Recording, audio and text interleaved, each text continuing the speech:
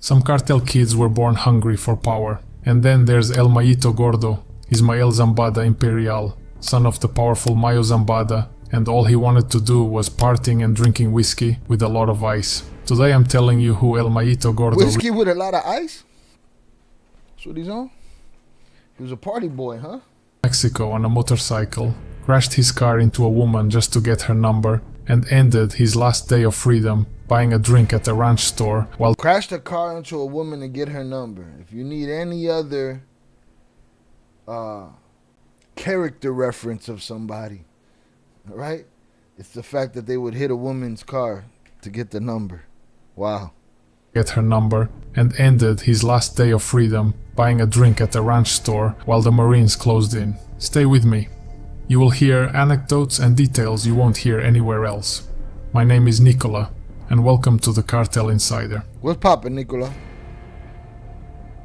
To set the scene, we first need to put the last name on the table. His father was El Mayo Zambada, a man who for decades seemed impossible to touch. His big brother is Vicente Zambada Niebla, El Vicentillo, also known as El Niño or El Diez.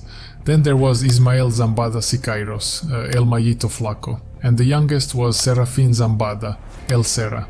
El Gordo was very close to Vicente. Vicente kept him close, looked after him and protected him. He wasn't the father's favorite, but he was the big brother's favorite. And in that family, Vicente was like a second father to all the siblings. When Vicente had to leave... That, kind of makes sense. That Vicentillo would be the father figure to the rest of the siblings.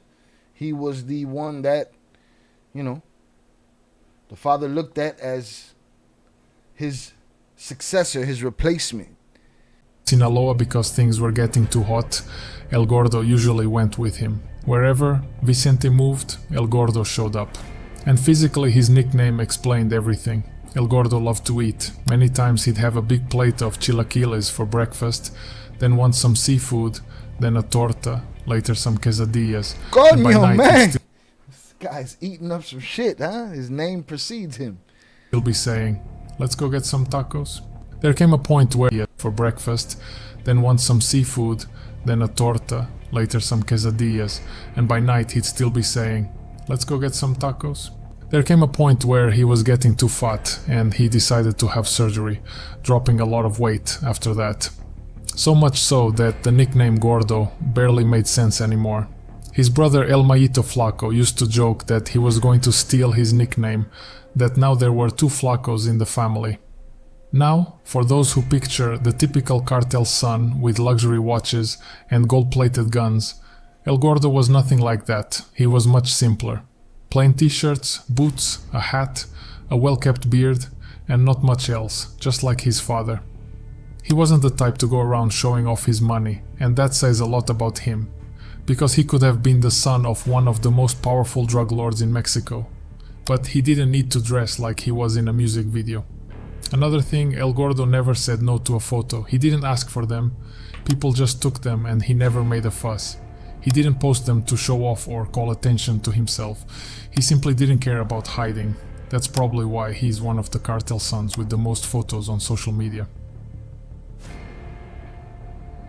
If I had to describe El Gordo in 3 words, I'd say motorcycles, music and parties. The motorcycle thing wasn't some rich kid whim of, I bought one because it looks cool. No, it was an obsession and he loved it.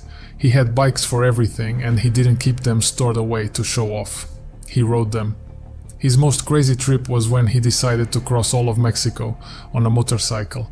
He left from Sinaloa with his wife, accompanied by one of his workers and that worker's wife, each couple on their own bike, passing through different states, complicated territories, areas controlled by their enemies, and then returning by a different route. When he told his father the plan, El Mayo basically told him he was out of his mind. But he also knew that if El Gordo had already made up his mind, there was no way to stop him. So he told him, don't even tell me which way you're going or when, because if I know, I'll worry even more. May God watch over you. That he sound like he don't want no part. He sound like he want to enjoy the spoils of the business. He doesn't know another life. He doesn't know a life of not having what he wants. He doesn't know a life of not having his motorcycles or, whatever he ever wanted growing up. So he don't differentiate that, but he doesn't. He seems to be enjoying the spoils of war. I don't know if he enjoys the war or had anything to do with it, which is more reason for me to believe that he didn't go back to no Mexico for no reason that has to do with continuing the same shit, you know? Who knows what he got now? I don't know if he misses his motorcycles, but I don't know what he got now. That's a father who stopped trying to stop you and is just praying you come back alive. Then there was the music. There was one corrido that stood above all others for him. La Captura de Vicente by Enigma Norteño. He requested that song all the time. If he was drinking and partying, he'd request it. If there was a live band, he'd request it. And not just once, he could ask for it several times in a row. There's a story from a party from one of Ivan Arquivaldo's birthdays, where you can hear El Gordo asking Enigma Norteño to play Vicente's corrido once, then again. And after they'd already played it 3 times, he asked for it again. Ivan was getting annoyed and was about to say something to El Gordo, but his father El Chapo noticed and told him to calm down. See, now here's the thing. Is there a video? Did he say a video like, oh, there's a story from a party? Well, who told the story? You know what I'm saying? Where'd the story come from? It. If there was a live band, he'd request it. And not just once, he could ask for it several times in a row. There's a story from a party from one of Ivan Arquivaldo's birthdays, where you can hear El Gordo asking Enigma Norteño to play Vicente. See, there's a story. See, now that those two things contradict themselves, and people say, "Shy, you're a stickler, bro," because anybody I could say there was a story where Mayito Flaco said, "I want to hear this song. If you got a problem with that, you could bounce, or we could tear some shit up." I could make up that story. You know what I'm saying? I just made it up. So to say there's a story and then say where you can hear El Gordo asking Enigma Norteño to play Vicente's corrido once, then again. And after they'd already played it 3 times, he asked for it again. Ivan was getting annoyed and was about to say something to El Gordo, but his father El Chapo noticed and told him to calm down. Where'd that come from, bro? Who said that? And later, Vicente's arrest in 2009 hit him hard. Of all the brothers, El Gordo was one of those who felt it most. Vicente was like his guide, his reference point. All the siblings respected him a lot, almost more than their own father. And then there were the parties, because El Gordo had a reputation for drinking like he wasn't human. Mid to late 20s, not as a teenager or anything. He could go 2 days, sometimes 3, that was like he wasn't human. Right there. So let me tell you, he started drinking pretty late, in his mid to late 20s, not as a teenager or anything. He could go 2 days, sometimes 3, without sleeping. Pure whiskey, women, music, and banda, and without taking anything else. Just alcohol, no cocaine, no meth, nothing. And he always prepared his whiskey like this. He'd fill the glass with ice almost to the top, and then pour a heavy shot over it. No measuring, no mixing, no presentation. A lot of people didn't believe that he only drank. They'd say, that's impossible, nobody holds up like that on whiskey alone. But the people who knew him swear it's true.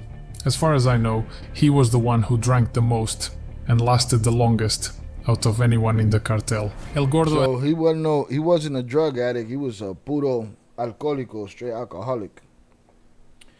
Is he like Okren? I don't know. Okren, it depends on his information. Okren has information that, the twins have come up here and said, hey, he has good information. I don't know this guy's information yet. He just told me that there's a story about a party where you hear this and this and that. How can you hear it from a story? So I don't know. Is this the guy? Is this the one that runs the cartel faction now? No. This guy is, I guess, in witness protection or free in the United States of America. Served his time. I believe the last sighting of him was when his father ended up here. Him and his brother. But there has been rumors lately, Pete, that he went back to Mexico. And people were, how people get on the internet. He went back to Mexico to take over.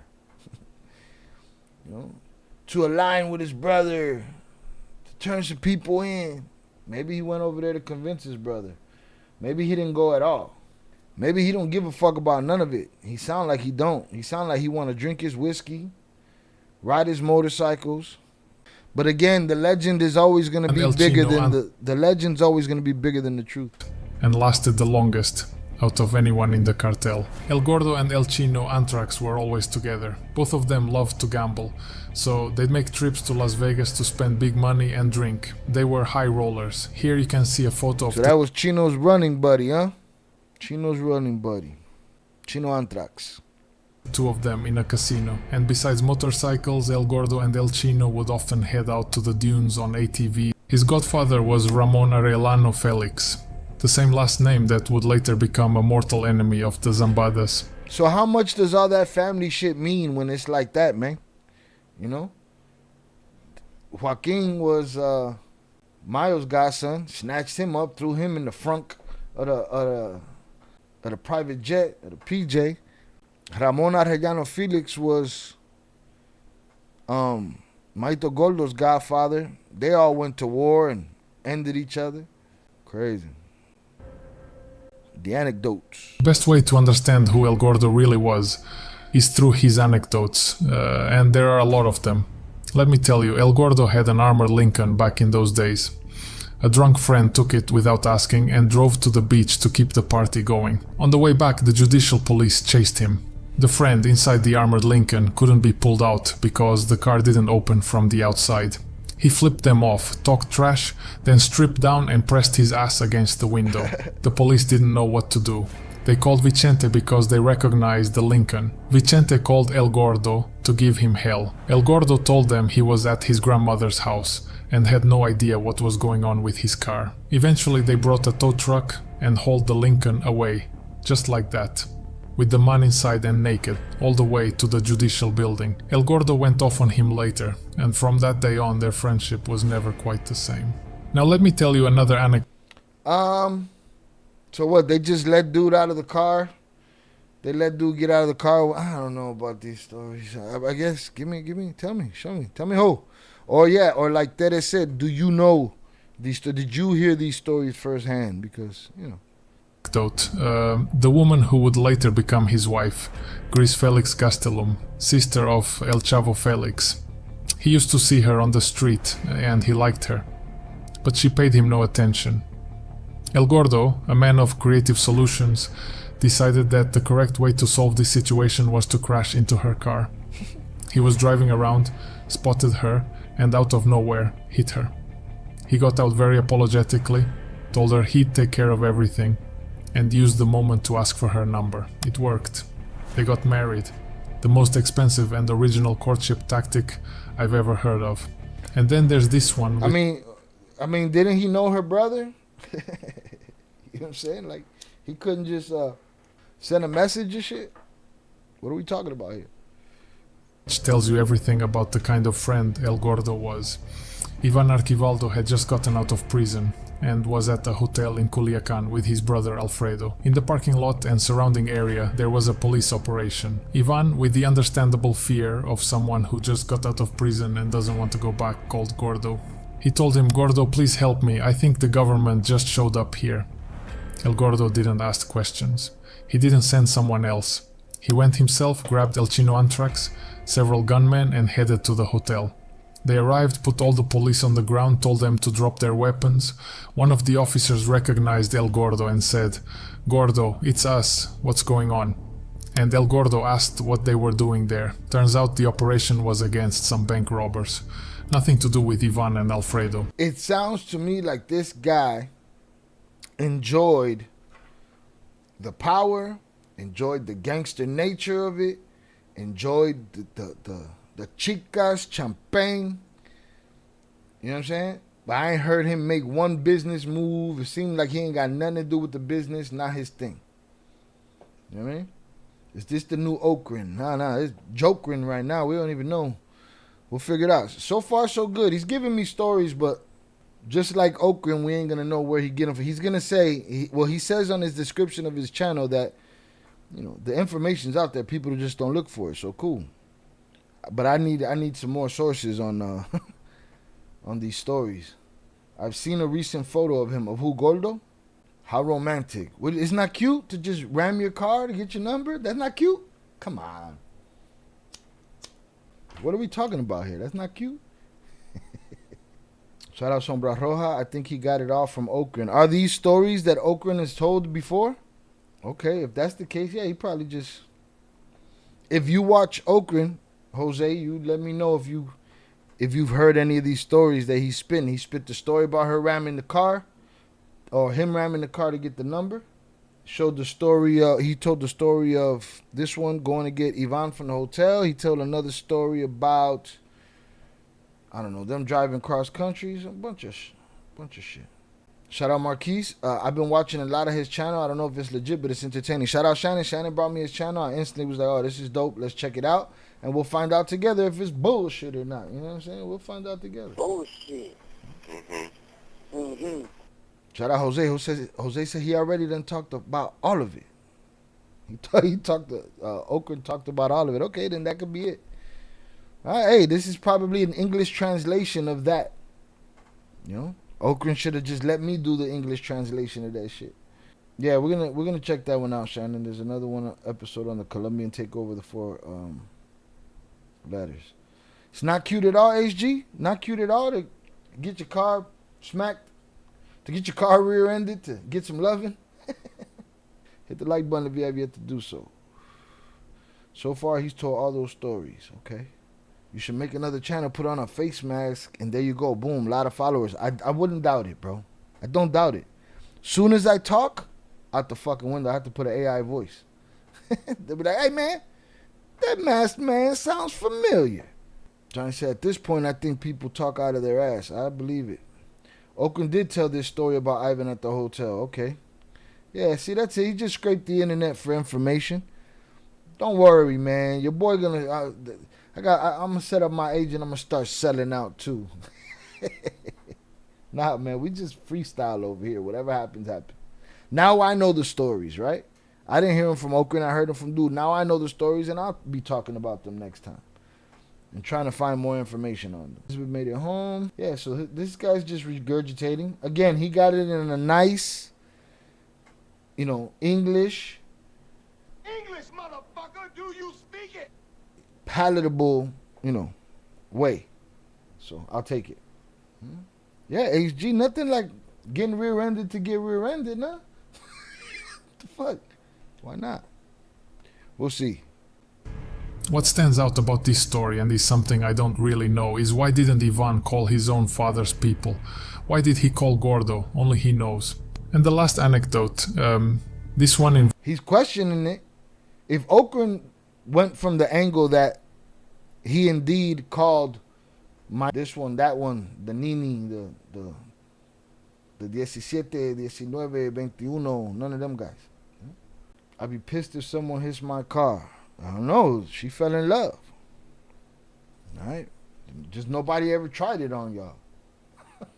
Just keep the possibilities open in life. I mean, I know a lot of y'all are taking, but keep the opportunity in life. Never, just underestimate the collision that you just had. You might find love at the end of that shit. All right? Might be right there. Involves his grandmother. And it's both funny and wrong on... Okay, so he's kind of not buying it. So we'll see how that goes. Ivan and Gordo were friends. Okay. That could be that's the easy explanation right there. That could be it. Very simple. That could be it. Very possible. Because there was no Nini around at that time. But you know what I mean, Jose. Don't fucking hold me. Okay, there was no Nini around. There was another Nini. There was the, Nino or some shit. He had somebody. That one right there I'm with, Jose. And I even knew most of the federales. Tengo unos gatos. Tango el gato, los pantalones. You've had to have seen the movie for that to make sense. I even knew most of the federales were controlled by Mayo. That makes sense. Get it. Every level. El Che story, and is something I don't really know to do with Ivan and Alfredo. What stands out about this story, and is something I don't really know, is why didn't Ivan call his own father's people? Why did he call Gordo? Only he knows. And the last anecdote, this one involves his grandmother, and it's both funny and wrong on every level. El Chayo Antrax, El Gordo's cousin, was the kind of person who couldn't see someone minding their own business without doing something to them. At one of the gatherings at his grandmother's house, El Chayo set up 2 coolers, one with regular ice for El Gordo and the trusted circle, and another with ice soaked in amphetamines for everyone else. Without anyone noticing, the grandmother grabbed ice from the wrong cooler and made herself a drink. The grandmother went 2 days without being able to sleep, heart racing and not understanding what was happening to her. She kept telling El Gordo, "Ay gordito, I just can't fall asleep at all, and my heart feels like it's beating so fast." The poor woman was dosed without knowing it. What? No, mommy's wake. I don't know. A cooler with meth-soaked ice and a regular cooler. It just sounds far-fetched even for fucking lunatics. I don't know, but, again, people say, "Oh, Shy, why you always fucking want to refer to the twins for?" Because the twins could tell us they've been to a party or two of these motherfuckers. If these guys is praying practical jokes by dropping meth in fucking... It sounds stupid enough, but, but they've been to those parties. Nobody that's asking me these questions and telling me not to talk about it or to talk to them, none of them been to them parties, so they could just shut the fuck up, right? Shut up, bitch! Shut your fucking mouth! Shut up there, I don't buy that. It's a hard sell. It's a hard sell. The guy knew a market. Listen. Jose, if I had what I'm putting together now, I would have done the same thing. Gone, and I wouldn't have put a mask on, but I'd have just regurgitated everybody's Spanish information. Mayito Gordo's grandmother. Now, what grandmother is this? His mother's mother? Is this his father's mother? Wouldn't there have been hell to pay for this kind of stupid shit? I would think the lady's heart jumped out of her fucking chest when that shit went down. Here's something that said knowing it, and my heart feels like it's beating so fast. The poor woman was dosed without knowing it. Here's something that sets El Gordo apart from almost every other figure you hear about in this world. He didn't want power, he didn't want territory. His father gave him some kilos to get started, and the Flores twins from Chicago, already established in that market, did practically all the operational work for him. El Gordo moved between 50 and 100 kilos. He also sent large marijuana shipments that left through the beaches. Here's something that sets El Gordo apart from almost every territory. His father gave him some kilos to get started. I believe that. He didn't want power. He didn't want to. He enjoyed the power. He didn't want it in that sense. He liked to be able to, show up with his guys to go save somebody at the hotel. But he wanted to ride his bike across the country and dare a motherfucker to do something. So, I don't know. And the Flores twins from Chicago, already established in that market. And he had it good. This is the first business shit we hear about him, and they say that the twins handle his operation anyway. These are the things that would happen. Somebody wants some work, somebody of some kind of influence, or somebody that, they fuck with. Not just them in the business. Somebody run the work for him. And he get the blessings out of it, He sounded like he didn't want no part of the business. Did practically all the operational work for him. El Gordo moved between 50 and 100 kilos. He also sent large marijuana shipments that left through the beaches toward the border, crossing through a tunnel. What did he work for? To pay for his lifestyle? To hire musicians whenever he wanted? To keep his family comfortable? To treat himself every now and then? Nothing more.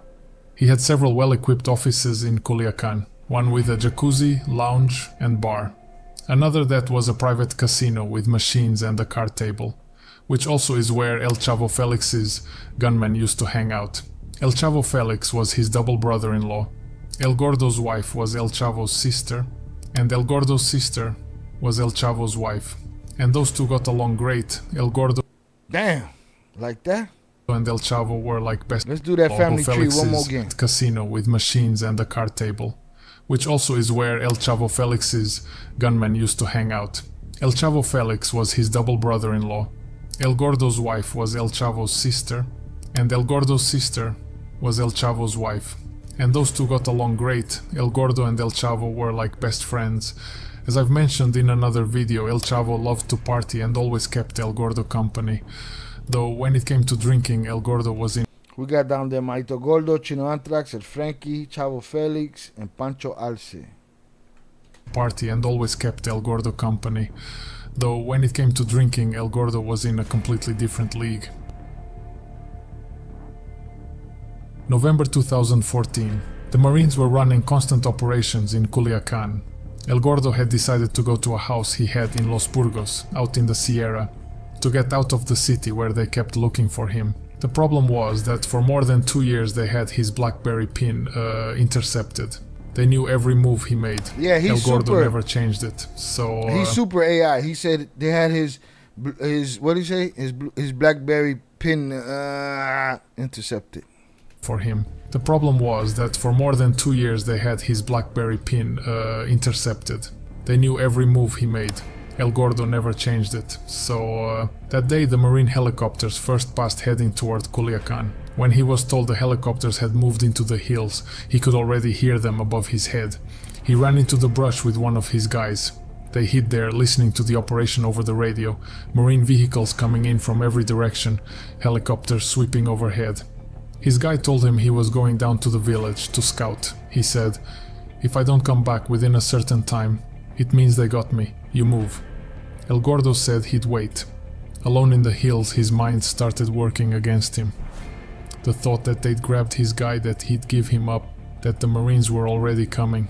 And with all that noise in his head, he made the decision he shouldn't have made. He went down to the village. He was very thirsty. The first thing he did was walk into a small store to buy something to drink. At that moment, behind him, a Marine vehicle was passing by. Instead of staying in the store or asking to be let into someone's house, he walked toward the school where some construction workers were laying floors. He asked them to let him stay with them and pretend he was one of them, and the workers agreed immediately. The Marines arrived. They asked what they were doing. The workers said they were working. The Marine asked where they were from. Everyone answered. Then he looked at El Gordo and said, "And why do you look like you've been running?" El Gordo told him he hadn't been running, that he'd been there working all day. The workers backed him up. The Marine went to the vehicle, checked the tablet, came back. "You're not fooling me, you're El Mayito Gordo." And that was the end of the story. They took him to his house, sat him on the bed, and the interrogation started with everything included. Punches, a bag over his head, questions about his father, about properties, about everything. Then they had him shower, got him clothes, put him on the helicopter blindfolded. They told him his friends had betrayed him. El Chavo Felix, the Chapitos, El Cheyo, all of them. El Gordo said nothing because he knew that was false. Then El Gordo asked them to take the blindfold off because he wanted to see Culiacan. They asked why. He said, "Because I think it's going to be a while before I see it again." They took off the blindfold, and the last thing he saw of his city was the Tamazula River cutting through Culiacan.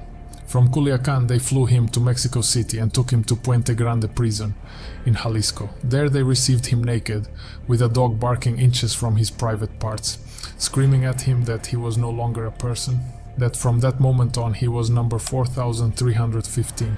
In prison he lived alongside Miguel Felix Gallardo, El Zeta 40, Vicente Carrillo, Felipe Cabrera, people from the Arelanos, among many others.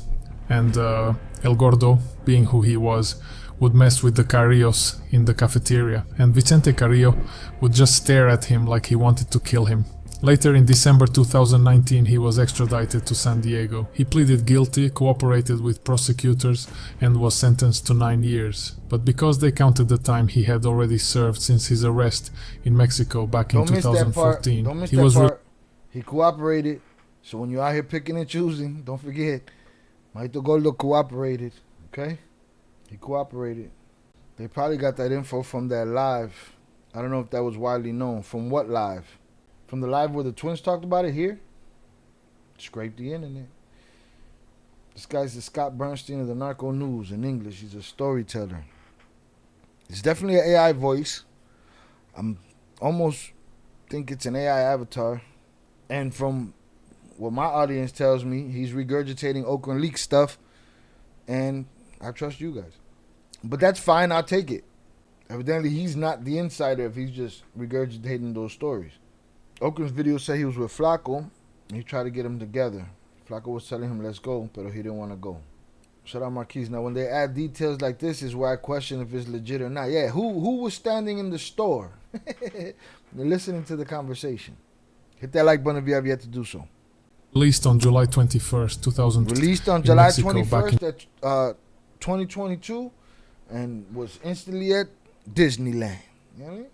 Shout out Velez. Yeah, I don't think the hat or the old man will want that info out that the twins moved his first load. Listen, man, special privileges, bro. What?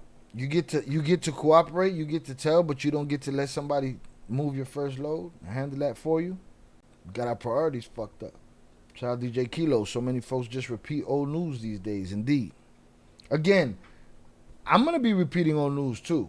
You know what I'm saying? Why? Because I'm learning myself and going through the history and the old stories and connecting everything that we've seen so far. That's just, how it works.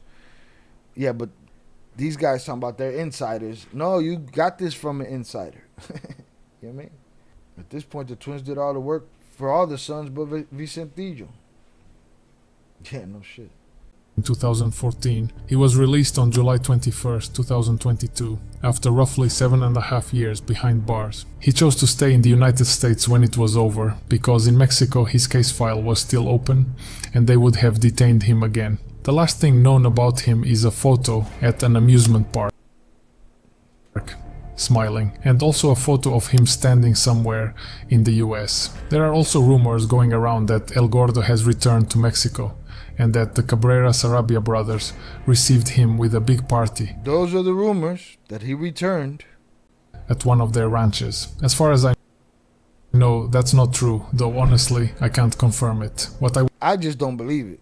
Not yet. Somebody got to confirm it for me.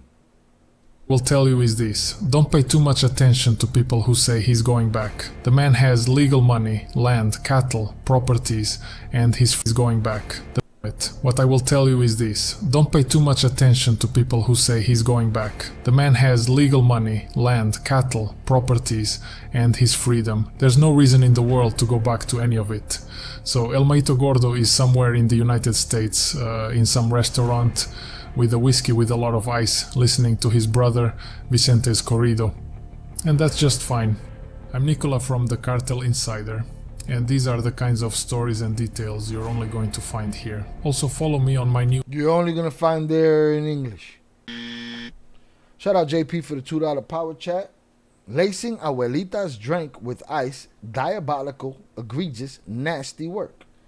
No one better try that with my family. Another reason to not trust ice. No, mommy. No, mommy's wait. Coño, man. They caught him at Disney World, the second happiest place on earth. What's the first? Hong Kong? All of that information comes from Oakland's episode that he did on Mayito Gordo. See? They have spoken, Mr. Insider. Velez, you have a source that no one else has, though, Shai. Indeed, I do. So you can go back and talk about that stuff. Indeed, I can. Indeed, we shall. Shout out there. He's Mexican for sure. Everyone wants a part in the storytelling. This fucking guy? I don't know, man. Here, let me drop his channel so I don't get called a hater. Shout out Miguel. Hit that like button. The first happiest place on earth is the Players Club in Cartagena, Colombia. Okay. Let's see what we got here. Throw away half your earnings in the street. Hold on. Yeah, look at his IG. It's Spanish. No, I saw that. I noticed that. Let's see. I noticed that. Narco Archives documentary. Spanish. Yeah, it is Spanish. Looks crazy. Strange. Again, he sounds like a guy that didn't want no part of the game. Didn't want to be in the game. And wanted to enjoy the spoils of it, but didn't partake, really. Wanted to enjoy it. He's like a weekend warrior and shit, you know? I have total, complete, and utter doubts that he went back to Mexico. I allow myself the grace to be wrong, but I don't think he went back to Mexico. Regurgitated okra. Johnny Gordo had no ambition. That's what it sounds like. He didn't give a fuck. Or his ambitions may not have been tied in with cartel life and culture. You know what I'm saying? Don't most of the Mexican drug lords that get extradited stay in the U.S.? Oh, yeah. They done burnt it all up. It's burnt. Go back to what? A lot of them got open cases out there, no? Come on, who doesn't want to marry? It's a sweet deal right now, papas. Do all your dirt, you know? Do all your dirt in your country. You know, get popped off. You get a deal, you get a deal, you get a deal. And then all is forgiven, but you don't go back to Mexico, you live the American dream. You know? While you and I, we don't have those luxuries. We don't have that shit. See what happened to Chino when he went back.